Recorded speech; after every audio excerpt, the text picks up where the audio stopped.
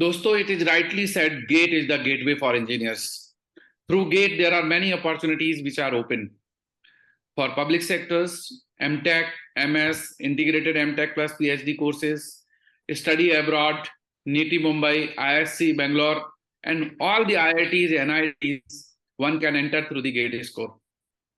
GATE is never easy. It is very tricky examination. It requires a lot of analytical approach. Difficulty level of the questions is high. Accuracy required in the examination is very high. And if you make error, your rank will slip. Under such situations, achieving top rank is really remarkable. Today, we have with us two top ranks, and both of them are rank 3. Mr. Chitwan, he is rank 3 in mechanical, 86 marks, comes from J&K. So, Chitwan, first of all, congratulations to you. And Chitwan is BTech from Sivnadar University and MTech from IIT Kanpur. And he joined Engineering Services Conventional Practice Program in MEDG. He also joined online test series, also joined the interview guidance program for ONGC. His GATE 2022 rank was 291, but this year rank is 3. Second candidate with me is Mr. Aman Maan. Aman has secured All India rank 3, again 86 marks, same rank, BTech from IIT Bombay, 2021 pass out, comes from Jhunjhunu district, Rajasthan.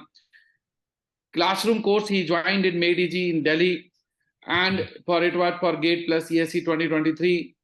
He has also joined conventional practice program recently, and he cleared prelims examination of engineering service 2023, and he will be appearing in mains.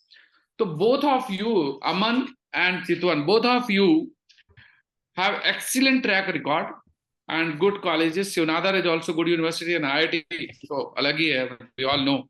You told that ki GATE is your main target and you planned for the GATE examination, or ESC was the main target, Chitwan?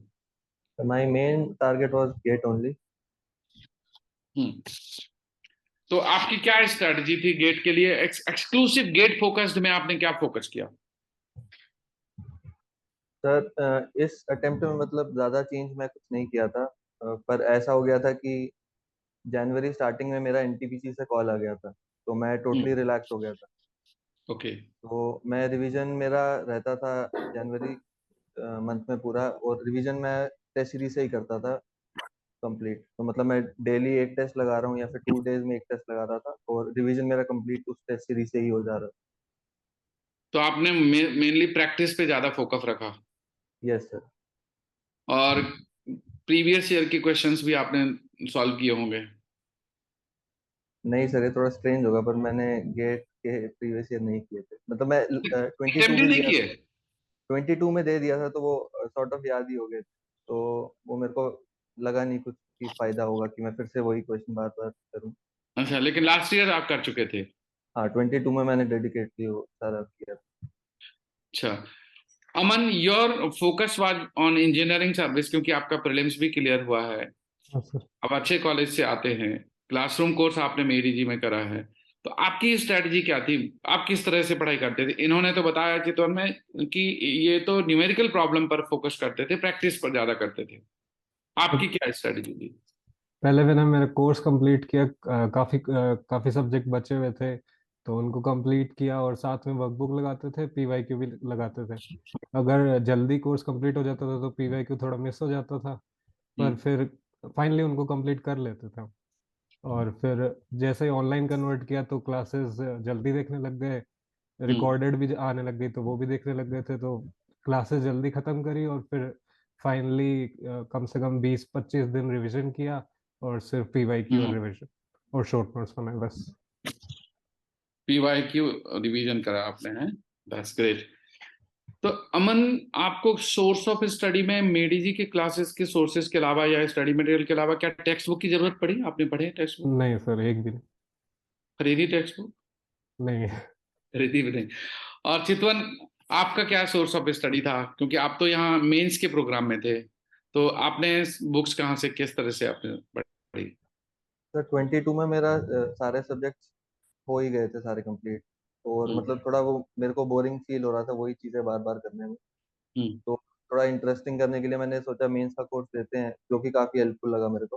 हम्म, और मेरे साथ 22 में problem ये थी कि वो question interpretation में मेरे को इश्यू आ रहा था, कि हम्म, मतलब कॉन्सेप्ट आ रहा है पर स्ट्राइक नहीं कर रहा उस टाइम पे। और मेंस के क्वेश्चन 15 मतलब 7-8 लाइंस के होते हैं, तो वो एक बार करने से मतलब मेरे को काफी हेल्प मिला। हम्म। तो मेंस के क्वेश्चंस जो लास्ट ईयर आपने किए हैं वो इस बार उन्होंने हेल्प किया आपको। ये बहुत स्टूडेंट्स बोलते हैं कि जब मेंस के हम क्वेश्चन सॉल्व करते हैं, प्रीवियस ईयर के कन्वेंशनल प्रैक्टिस करते हैं, तो कॉन्सेप्ट बड़े क्लियर हो जाते हैं।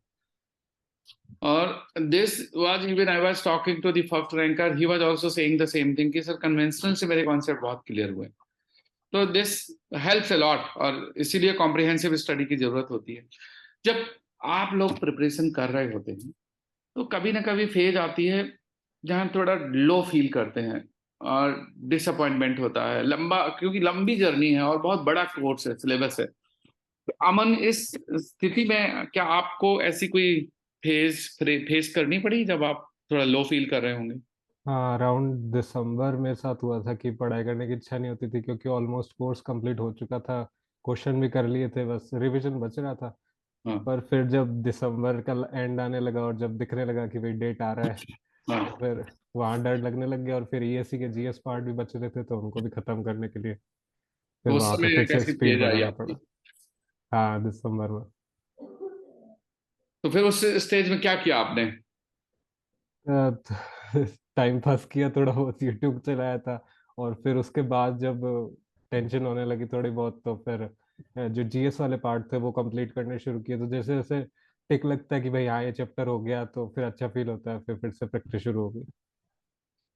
चितवन खजूरिया, आपको भी ऐसी क्या कोई डिसअपॉइंटिंग फेज आई या डिप्रेशन फेज आई? हाँ सर, ये दिसंबर जनवरी वाला मंथ तो रहता ही है। एग्जाम पास आ रहा होता है, पढ़ने का मन नहीं कर रहा है, सब्जेक्ट कंप्लीट हो गए हैं सारे, पर फिर भी तो इस टाइम पे तो मैं ये करता था कि रैंडमली कुछ भी क्वेश्चंस उठा लेता था। और मतलब मेंस वाले क्वेश्चंस रहेंगे तो वो आपके 2 घंटा खा जाएंगे अच्छे, मतलब अगर आप 4-5 क्वेश्चंस कर लो। हम्म। हाँ, तो उससे तो मतलब आप दो कन्वेंशनल घंटे में घुस जाओ, हाँ, एक हाँ, सवाल में आधा घंटा गया, तो ऐसे 3-4 घंटे पास हो जाएंगे। मतलब ये हाँ, फेज सभी को आती है और बहुत सारे स्टूडेंट्स इसी फेज में अपने आप को सरेंडर करते हैं कि अब नहीं हो पाएगा, पढ़ने का मन नहीं कर रहा है, डिफिकल्टी है। चलो बात करते हैं सेल्फ मोटिवेशन की। तो फिर सेल्फ मोटिवेशन बनाए रखने के लिए क्या कुछ करा? कुछ लोग अपने रूम में पोस्टर चिपका लेते हैं, कुछ इंस्पायरिंग इस तरह की पिक्चर्स लगा लेते हैं, तो ऐसा कुछ करते हैं क्या आप, अमन? नहीं सर, मैं तो सिर्फ, मेरे को मैथ्स बहुत अच्छी लगती है, इसलिए मैं जब भी कुछ भी मेरे से नहीं होता तो मैं मैथ्स क्वेश्चन करने लग जाता हूँ। हम्म, तो इस इंजीनियरिंग मैथ्स आता ही है, तो फिर वो करना शुरू कर दिया था उस टाइम। That's true. तो आपने कोई शॉर्ट नोट्स भी बनाए, या जो आपके नोट्स थे क्लास के उन्हीं को आप पढ़ते रहे? वैसे तो 2 बार नोट्स ही पढ़े थे, और फिर शॉर्ट नोट्स में बेसिकली सिर्फ फॉर्मूला लिखे थे, ज्यादा कुछ खास नहीं लिखा था। तो सिर्फ ताकि फॉर्मूला लास्ट में जाऊं तो देख जाऊं एक बार कि भाई कुछ मिस तो नहीं हो रहा। रितवन, जम्मू कश्मीर में इंटरनेट की प्रॉब्लम हमेशा रहती थी, और पहले तो 2G ही था जब उस समय चल रहा था आर्टिकल 370 वाला केस। तो यस। ऐसी स्थिति में फिर वो कोविड का पीरियड था और इधर साथ में ये सब स्थिति भी थी, तो फिर आपको तो ऑनलाइन भी पढ़ने में दिक्कत आई होगी। नहीं सर, जम्मू में इंटरनेट इश्यू नहीं था, वो कश्मीर साइड में शायद थोड़ी देर के लिए था, पर जम्मू में तो थोड़ी देर के लिए ही कट हुआ था 3G 4G। अच्छा। तो एक्यूरेसी लेवल आपने एग्जाम में कैसे मेंटेन किया? 86 मार्क्स, तो अटेम्प्ट कितना किया था आपने? मेरा अटेम्प्ट तो शायद 97, 96, 97। अच्छा। और अमन, आपने कितना अटेम्प्ट किया था? 99। अच्छा, 99 अटेम्प्ट किया, आपके 86 आए, उन्होंने 96 अटेम्प्ट किया, 86 आए। तो एक्यूरेसी इस एग्जाम में बहुत मैटर करता है। कौन सा ऐसा एरिया था जहां आपको लगता है कि ये पार्ट हमेशा टफ होता है, स्कोर नहीं होता, तो स्टूडेंट्स उसको थोड़ा लाइटली ले सकते हैं as compared to scoring area, और स्कोरिंग कौन से ज्यादा होते हैं? अमन, आप बताएं। सर ये प्रोडक्शन वाला पार्ट, जिसमें थ्योरी बेस्ड है कि जब भाई अपन देखते हैं और सिर्फ टिक लगाना होता है, ये बेस्ट पार्ट होता है। पर इसको मिस इसलिए कर देते हैं क्योंकि थोड़ा बोरिंग लगता है कि भाई याद करने का है, सॉल्व करने का कुछ नहीं है। तो ये बेस्ट स्कोरिंग पार्ट, इसको नहीं छोड़ना चाहिए कभी भी। और चितवन आपके लिए क्या स्कोरिंग एरिया रहा?